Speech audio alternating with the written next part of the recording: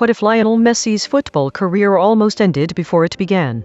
As a child, Messi was diagnosed with a growth hormone deficiency. He was smaller than other players, his family struggled to afford treatment, and his future was uncertain.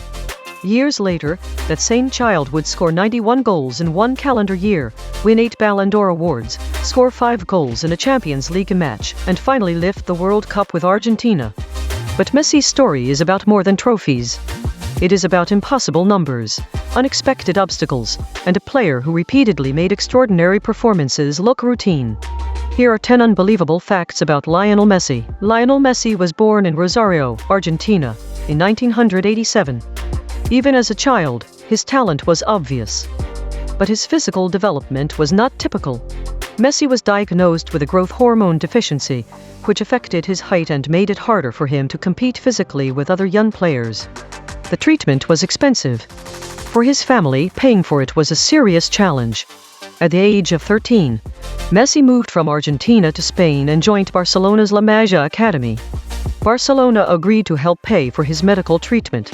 That decision changed football history. The quiet, undersized teenager who arrived in Spain would eventually become one of the most dominant players the sport had ever seen. His height was treated as a weakness. But Messi developed a style that made it almost impossible to use that weakness against him.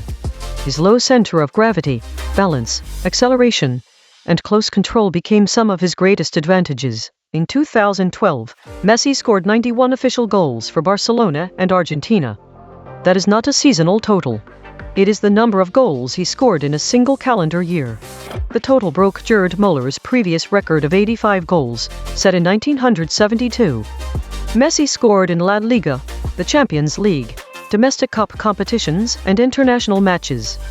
The most astonishing part is that this was not simply a run against weak opposition. He scored against some of the strongest teams in Europe and continued producing at the highest level for both club and country. During the 2011-12 La Liga season, Messi scored 50 league goals in just 37 appearances. For most players, that would be the best season of their entire career. For Messi, it was only one part of a year that became statistical history. On March 7, 2012, Barcelona faced Bayer Leverkusen in the Champions League. Messi scored 5 goals.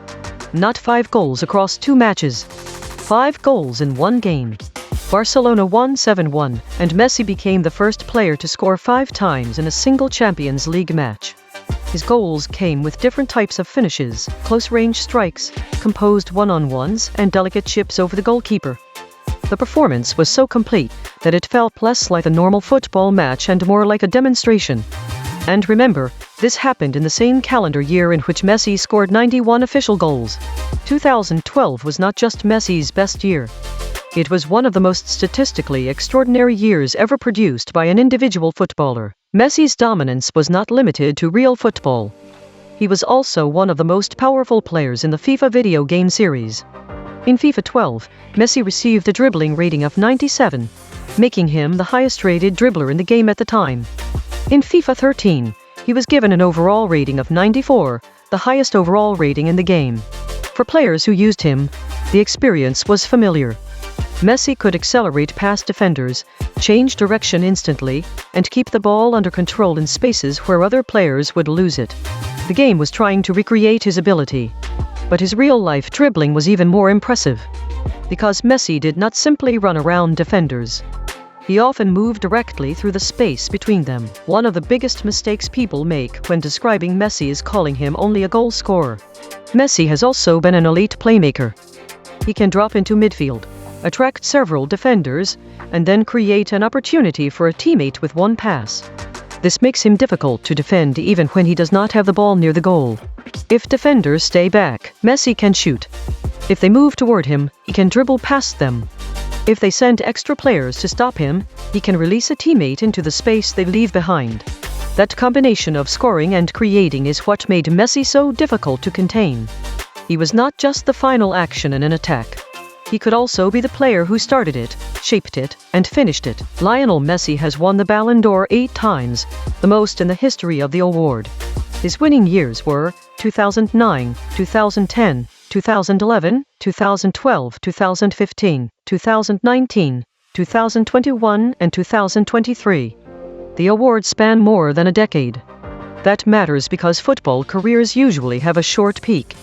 A player may dominate for 2 or 3 seasons before injuries, age, or changing competition catches up with them. Messi kept returning to the top. He won as a young Barcelona star, as the leader of one of the greatest club teams ever assembled, and later after finally achieving his biggest international goal. His 8th Ballon d'Or came after Argentina won the 2022 World Cup. That victory answered the question that had followed him for years. Could Messi win football's biggest international trophy with Argentina? On December 18, 2022, Argentina faced France in the World Cup final. The match became one of the most dramatic finals in football history. Messi scored twice during the game. Argentina and France finished level after extra time, and the match went to a penalty shootout. Messi scored his penalty, and Argentina eventually won the tournament. After years of international disappointment, Messi finally lifted the World Cup. But he also made tournament history. Messi became the first player to win the World Cup Golden Ball twice, having previously received the award in 2014. He was also directly involved throughout the tournament, scoring goals, creating chances, and leading Argentina through every stage of the competition. For many fans, the World Cup victory completed the story of his career. But it also revealed something important. Messi did not need to become a different kind of player to win with Argentina.